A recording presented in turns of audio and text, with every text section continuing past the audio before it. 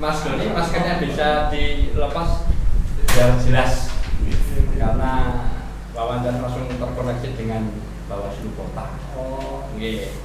Selamat sore Mas Doni, terima kasih sudah hadir di Panwaslu Kecamatan untuk memenuhi kewajiban setelah lolos administrasi dilanjutkan dengan proses tes wawancara. Sampun Sumardio, sampun siap. Pertanyaan pertama Mas Doni, tolong sebutkan apa yang menjadi ketugasan dari panitia pengawas pemilu dalam pelaksanaan pemilihan umum menurut panjenengan. sejauh yang saya tahu ya istilahnya mengawasi berjalannya proses pemilihan umum mulai dari biasanya dari TPS sampai rekap data segala macam yang saya pahami itu. Oke, ada lagi? Tidak ada lagi. Kemudian tentunya pelaksanaan pemilihan umum 2024 ada yang mendasari, tentunya undang-undang. Di pertanyaan berikutnya, undang-undang nomor berapa yang mengatur tentang pemilihan umum tahun 2024? Terima kasih. Pertanyaan berikutnya, ketika nanti dipilih menjadi Panwaslu Kelurahan Patehan, ada menjadi ketugasan Mas Doni untuk mengawasi siapa saja. Dan pertanyaan siapa saja itu ya siapa?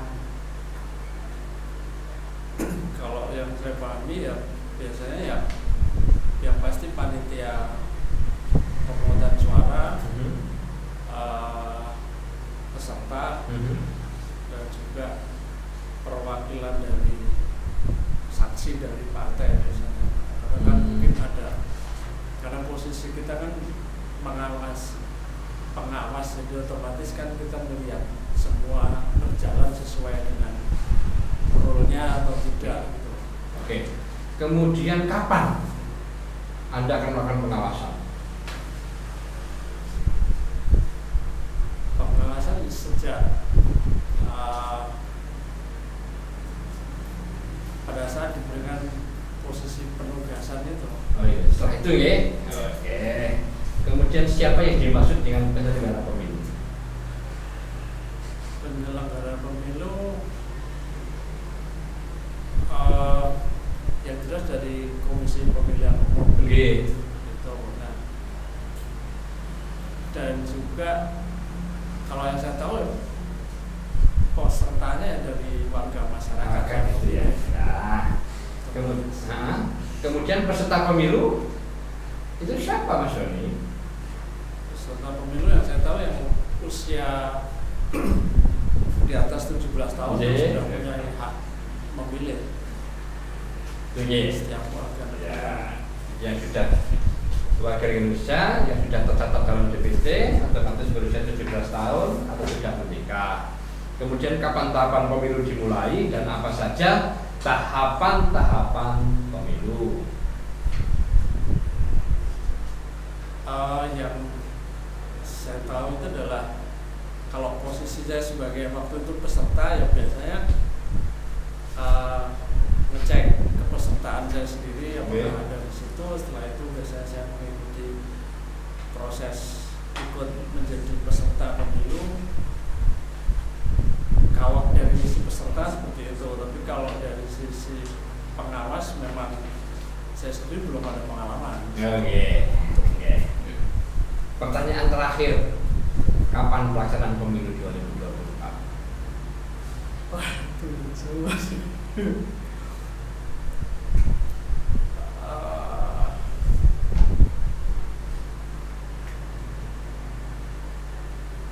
Yang saya tahu cuma tahun 2024, cuma pastinya saya belum tahu. Oke. Terima kasih Mas Doni. Dari saya lanjut Pak Budi. Mas Doni ya. Iya, Pak. Sebagai panitia pengawas pemilihan umum itu kan banyak tekanan dari internal seperti dari Bawaslu, dari Panwascam, dan ada eksternal dari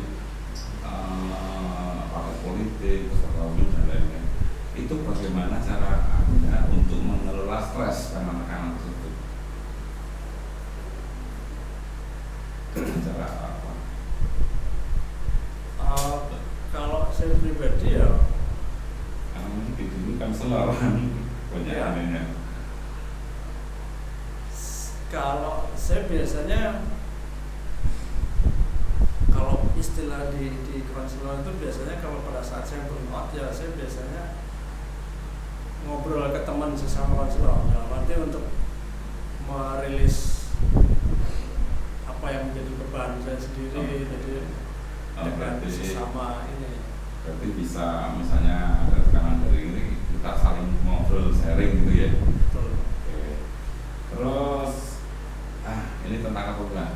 Apakah yang diketahui Mas Doni tentang apa itu hak pilih? Hak pilih masyarakat, hak pilih itu apa? Yang saya ketahui hak pilih adalah yang setiap warga negara yang mempunyai yang berusia di atas 17 tahun Iya. yang mempunyai hak pilih dan dia melakukan haknya itu untuk melakukan pemilihan. Ya. Terus ini Mas, kalau Mas Doni kan Mas Doni sering melihat kampanye dan jika ada partai politik yang Mas Doni suka, Mas Doni bersimpati dengan partai politiknya, ternyata ada keinginan untuk berkampanye ikut, itu apakah Mas Doni bisa menahan diri untuk tidak ikut? Sejauh ini ya kalau memang sudah integritas saya untuk menjadi pengawas ya saya berusaha untuk tidak masuk ke ranah situ. Oh iya. Terus kalau sebagai pengawas Mas, ini misalnya sudah jadi pengawas, ini adalah ada caleg, ada partai politik, kita pas ngawasi kampanye mereka, terus mereka mendekati, Mas, ini ada sekedar untuk membeli minuman atau untuk oleh-oleh lah, itu bagaimana sikap Mas Doni jika didekati oleh itu? Yang jelas ya soal pengawasan. yang pasti saya tolak karena pasti apalagi kalau saya nggak kenal siapa dia atau kalaupun kenal pasti kan seseorang memberikan sesuatu apalagi dalam posisi kondisi pemilu itu kan pasti ada sesuatu yang dia tuju yang dia pengen dicapai gitu Pak. Oke.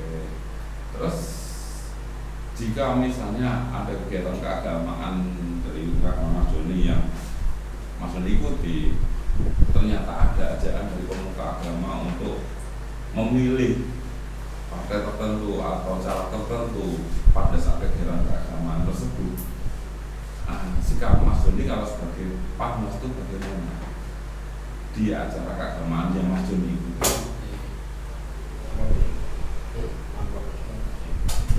Kalau secara pribadi kalau kebetulan saya misalkan kenal dengan yang bersangkutan ya mungkin saya cuma secara pribadi akan bicara untuk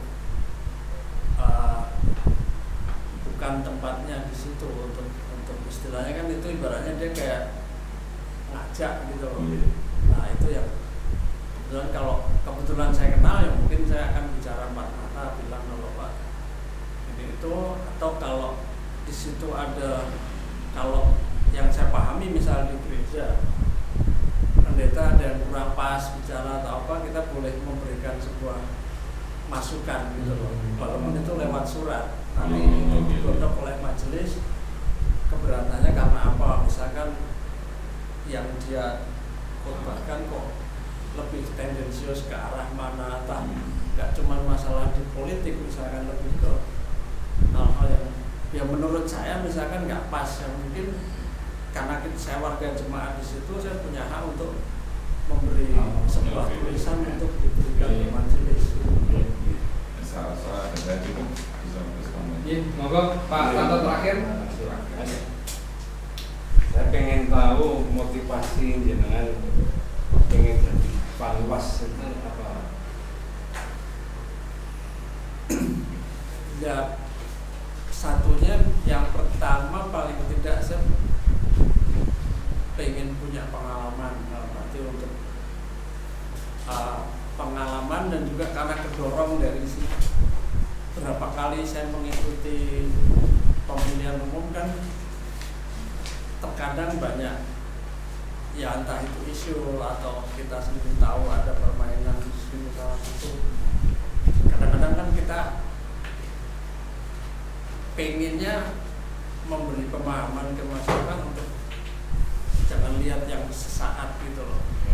Dalam arti walaupun kelihatannya sepele cuma sekian nominal dia milih tertentu tapi sekian tahun kondisi tidak berubah kan, pada saat nggak berubah mungkin orang itu juga akan protes kok nggak ada perubahan. Nah saya sebagai ya istilah orang yang independen dan merasa bahwa pengen tahu prosesnya, maksudnya minimal apa yang bisa saya berikan dalam arti untuk memberi pemahaman, pencerahan dan memahami tentang oh ternyata batasnya seperti ini gitu loh, yang seharusnya tidak dilakukan, tapi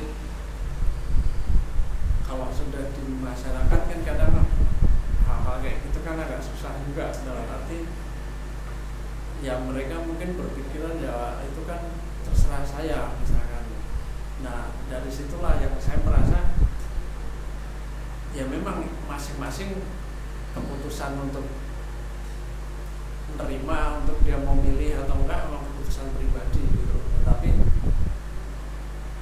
saya sendiri berpikir apa kita juga akan kayak gini-gini terus gitu, nggak ada progres dari tahun ke tahun pemilihan cuma gini-gini, nggak ada progres perubahan lebih mengarah ke arah yang lebih baik lagi gitu. Sekarang kerjanya apa Mas? Sekarang saya freelance Pak, konselor tapi freelance. Ini kan jadi Bang Mas tuh butuh waktu luang ya sekarang. Ya kira-kira apa bisa dengan itu meluangkan waktu setiap saat misalnya dibutuhkan bisa. Sejauh ini karena saya nggak terikat ke lembaga manapun, jadi saya merasa saya bisa. Jadi nggak ada kendala ya. Jenengan alamatnya di mana? Di Taman KT 1396. Di wilayah jenengan itu ada berapa RW? Di situ itu ada